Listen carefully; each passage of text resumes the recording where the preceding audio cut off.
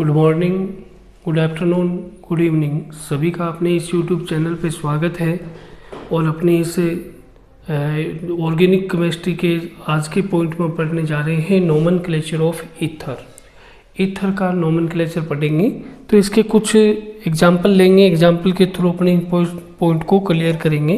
तो देखो, सबसे पहले थोड़ा ईथर को हम इंट्रोडक्शन करते हैं ईथर क्या होता है।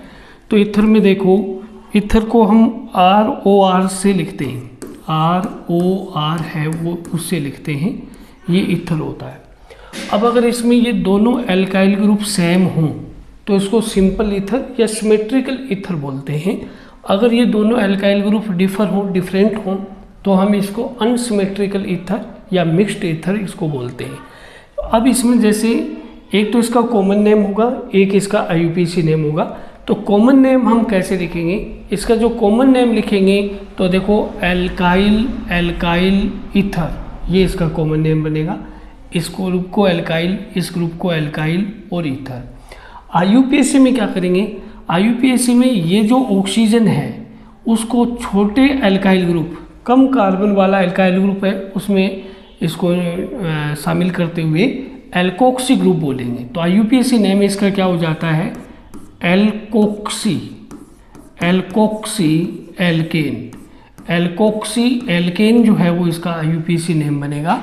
एल्कोक्सी ग्रुप वो होगा जो ऑक्सीजन से जुड़ा हुआ कार्बन है, जिसमें कम कार्बन संख्या होती है, उसको हम एल्कोक्सी ग्रुप बोलते हैं। तो ये एल्कोक्सी एल्केन बनता है इसका IUPAC नाम। अब देखो, कुछ एग्जाम्पल के थ्रू इसको अपने क्लियर करेंगे। तो देखो, पहला एग्जाम्पल क्या है? इस पहले एग्जाम्पल में देखो, नोमेनक्लेचर ऑफ ईथर, तो डाईमेथाइल ईथर, इसके पहले हमें स्ट्रक्चर बनानी है। तो डाईमेथाइल ईथर की स्ट्रक्चर कैसे बनेगी वो देखिएगा। डाईमेथाइल ईथर की स्ट्रक्चर बनती है ऐसे, ये CH3 और ये O और ये CH3, ये इसकी स्ट्रक्चर हो गई। अब इसके अंदर इसका IUPAC नेम लिखना है अपने को। तो IUPAC नेम इसका कैसे लिखेंगे वो देखिएगा। IUPAC नेम लिखने के लिए अपने देखो, ये एल्कोक्सी मान लेते हैं और ये हो जाएगा एल्केन। यानी एक को हमने क्या मान लिया? एल्कोक्सी, एक को मान लिया एल्केन। तो यहाँ पर इस एल्कोक्सी में देखो एक कार्बन है, तो एक कार्बन के लिए हम क्या लिखते हैं? मेथोक्सी। तो ये हो गया मेथोक्सी। और फिर ये एक कार्बन के लिए एल्केन है, तो एल्केन को हम क्या लिखेंगे? मेथेन। तो नाम क्या बना देखो? Alkoxy methane. ये इसका IUPAC नेम बन गया। एल्कोक्सी ऑक्सीजन से जुड़ी हुई वो कार्बन चेन होगी जिसमें कार्बन कम आ रहे हों, उसको एल्कोक्सी मानते हुए। तो इसमें तो दोनों में सेम थे कार्बन, लेकिन एक को एल्कोक्सी माना, एक को एल्केन माना, तो ये मेथोक्सी हो गया, ये मेथेन हो गया। तो ये नाम बन गया मेथोक्सी मेथेन। नेक्स्ट देखो, डाईएथाइल ईथर की स्ट्रक्चर क्या होगी? CH3 CH2O फिर CH2 फिर CH3, ये डाईएथाइल ईथर है। अब एक तो इसमें ये भी आप ध्यान रखें कि दोनों एल्काइल ग्रुप सेम हैं, तो ये सिंपल ईथर है, सिमेट्रिकल ईथर है। दूसरा, इसका IUPAC नेम कैसे लिखेंगे? ये इसका कॉमन नेम है। IUPAC नेम कैसे लिखेंगे? IUPAC में एक तो ये ऑक्सीजन तक हो जाएगा एल्कोक्सी, और ये हम इसको मान लेंगे मेन चेन एल्केन। तो अपने यहाँ IUPAC नाम इसका कैसे लिखा जाएगा? तो वो देखो, एल्कोक्सी में 2 कार्बन हैं, तो 2 कार्बन के लिए क्या हो जाएगा? एथोक्सी। तो ये 2 कार्बन का हो गया एथोक्सी। फिर उसके बाद मेन चेन कितने कार्बन की है? 2 की है, तो इसके लिए हम लिखेंगे एथेन। तो नाम क्या बन गया? Ethoxy ethane. ये इसका IUPAC नाम बन जाएगा। फिर उसके बाद देखो, मेथाइल N प्रोपाइल ईथर, ये इसका कॉमन नेम है। इसकी स्ट्रक्चर कैसे बनेगी और इसका IUPAC नेम कैसे लिखेंगे? तो मेथाइल ग्रुप ये हो गया, फिर ऑक्सीजन, फिर N प्रोपाइल यानी स्ट्रेट चेन के अंदर आपको 3 कार्बन लगाने हैं, तो ये बन गया इसका स्ट्रक्चर N, ये मेथाइल N प्रोपाइल ईथर, ये इसका स्ट्रक्चर है। अब इसका IUPAC नेम कैसे लिखें? IUPAC नेम लिखने के लिए देखो, इसमें नंबरिंग करते हैं 1 2 3। ये जो एल्कोक्सी ग्रुप है ये 1 नंबर कार्बन पे आ रहा है, तो इसका IUPAC नेम कैसे लिखेंगे, इस एल्कोक्सी को प्रीफिक्स के रूप में लिखते हैं तो इसकी पोजीशन के साथ, तो 1-मेथोक्सी ये आ गया इसका परफिक्स, मेथाइल और ऑक्सीजन को साथ में लेते हुए मेथोक्सी ग्रुप बोला, 1 पर है तो 1-मेथोक्सी आ गया। फिर देखो 3 कार्बन के लिए हम क्या लिखते हैं, प्रोपेन, तो ये आ गया प्रोपेन, 3 कार्बन का प्रोपेन, तो नाम क्या बन गया, 1-मेथोक्सी प्रोपेन, ये इसका IUPAC नेम बन गया।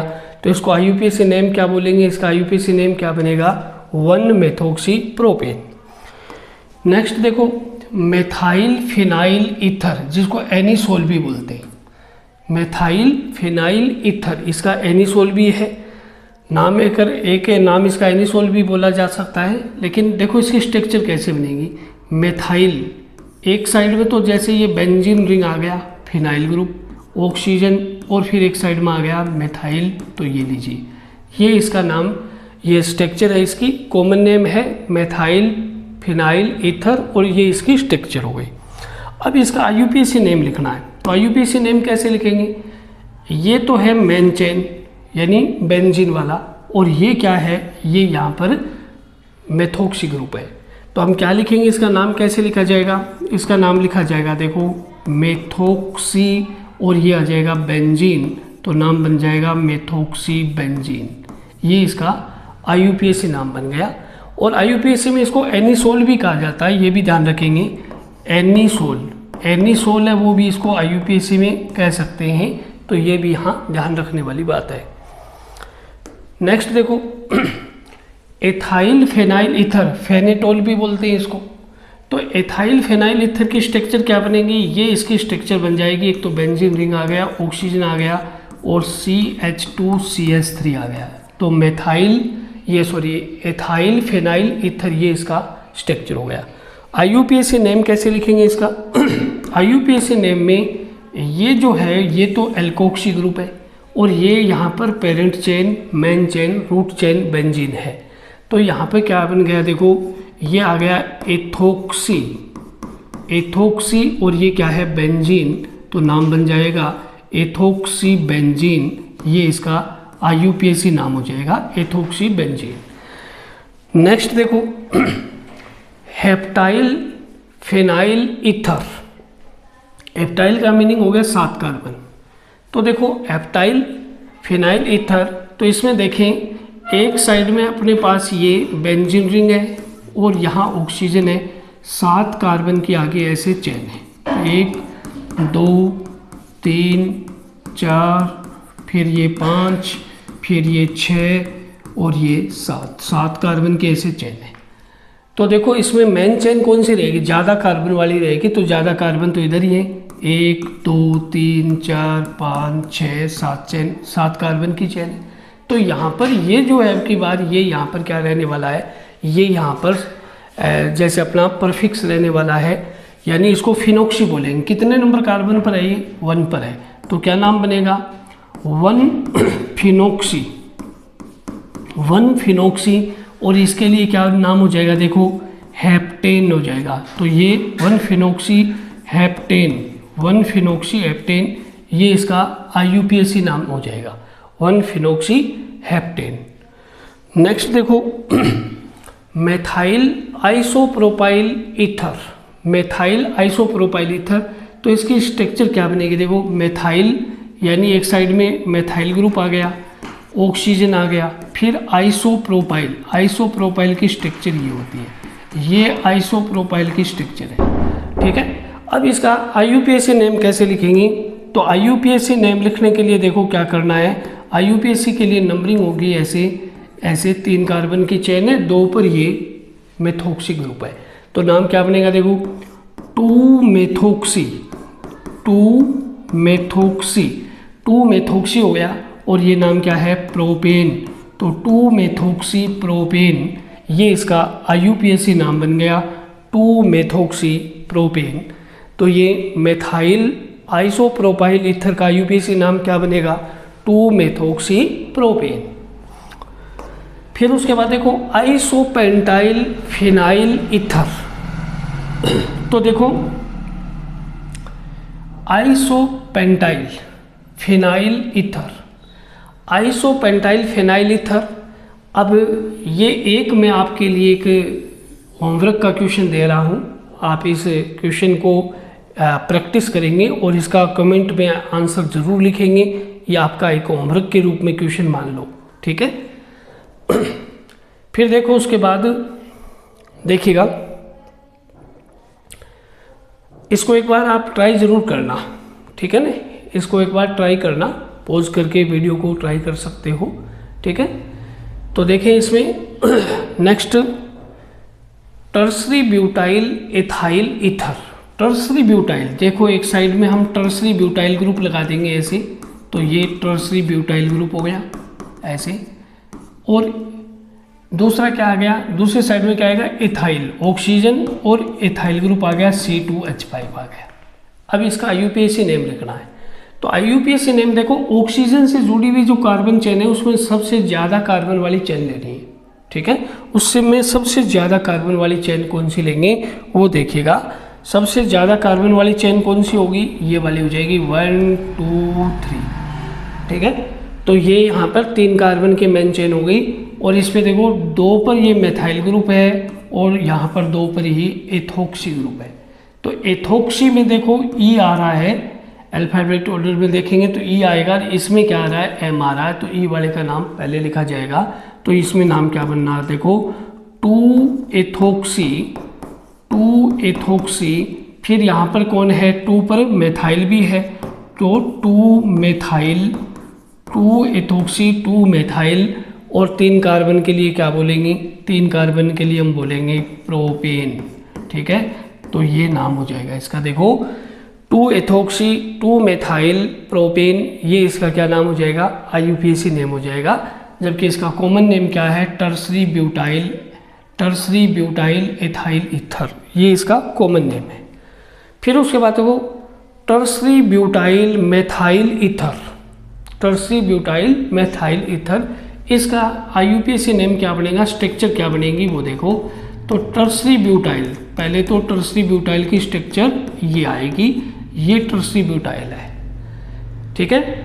और फिर उसके बाद देखो मेथाइल ईथर, तो ये यहाँ पर मेथाइल ईथर, ये स्ट्रक्चर बन गया। अब इसमें रूट चेन यानी सबसे ज़्यादा कार्बन वाली चेन लेंगे, तो सबसे ज़्यादा कार्बन की चेन क्या है, 1 2 3, ये वाली, ठीक है। तो यहाँ पर देखो ये 2 नंबर कार्बन पर कौन है, मेथाइल ग्रुप है, और यहाँ 2 नंबर कार्बन पर है मेथाइल ग्रुप, और इधर यहाँ पर ये मेथोक्सी है। अब इनमें पहले कौन सा लिखा जाए, तो ये कौन सा आ जाएगा, ये यहाँ पर आ जाएगा मेथोक्सी, ये ठीक है। ये तो आने वाला है मेथोक्सी, ये मेथोक्सी ग्रुप है, और ये कौन है, मेथाइल, ये ऐसे मेथाइल है। अब अल्फ़ाबेट ऑर्डर चेक करो आप, तो अल्फ़ाबेट ऑर्डर में ये पहले आ रहा है, तो इसमें नाम में पहले ये ही लिखा जाएगा। तो इसका नाम पहले अपने मेथोक्सी से शुरू करेंगे, ठीक है ना। तो मेथोक्सी से इसका नाम शुरू करेंगे, देखो कैसे, 2 मेथोक्सी, ठीक है।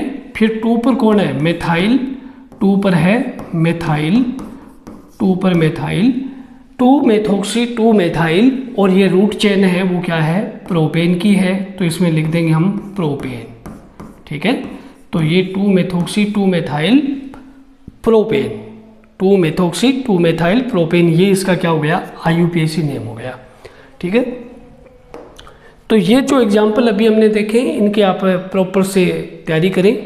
और एक एग्जाम्पल आपके लिए मैंने छोड़ा है, वो आप इसकी ट्राई करेंगे और कमेंट सेक्शन में इसका आंसर लिखेंगे। इसका आइसोपेंटाइल फिनाइल ईथर, इसका कमेंट सेक्शन में आप इसका आंसर लिखेंगे। और वैसे इसका आंसर मैं डिस्क्रिप्शन बॉक्स में नीचे लिख दूंगा, आप वीडियो के नीचे जो डिस्क्रिप्शन है उसके अंदर आप चेक कर लेंगे। तो इसके अंदर आप इसका ट्राई करें, और इसका जो IUPAC नेम है वो एक बार लिखे, कमेंट में ज़रूर भेजें, मैं इसको एक बार चेक कर लूँगा। और यहाँ पर आप देखिए, ये जो अभी अपने एग्जाम्पल की प्रैक्टिस की है, इनको एक बार आप ढंग से दोबारा अपनी नोटबुक में प्रैक्टिस कर लें, ये आपके हर एग्ज़ाम में काम आने वाले एग्जाम्पल है। तो आज की वीडियो में इतना ही, थैंक यू।